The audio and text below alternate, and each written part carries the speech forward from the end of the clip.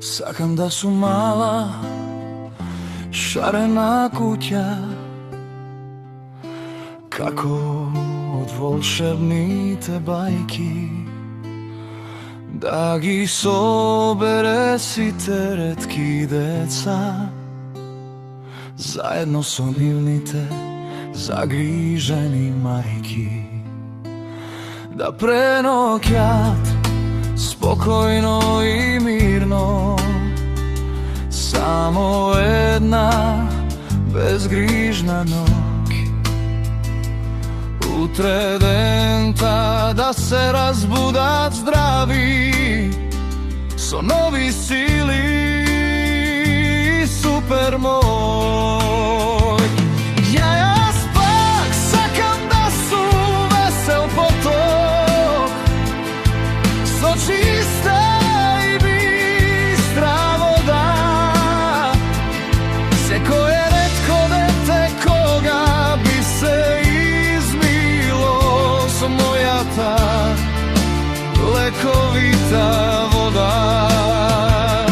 Болките да исчезнат за секогаш, очите од среќа да му светнат, а носете скокум со радосен полет, низ дечки игри да му летнат.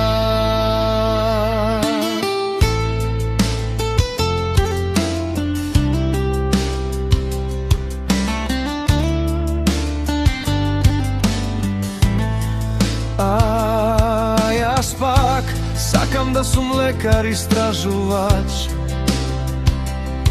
да се вклучам во важен проект, да пронајдам лековита билка, како здрав зачин за чоколадото Милка. Секое ретко дете со мерак и сласт, да си слади душа со вкусна круша и со помош на волшебниот лек. Среќно да расте и пее песна за навек.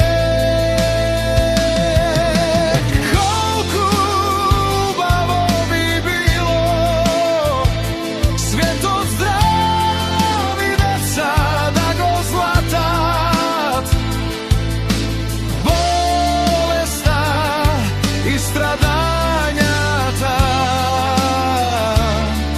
сегде да се скратат.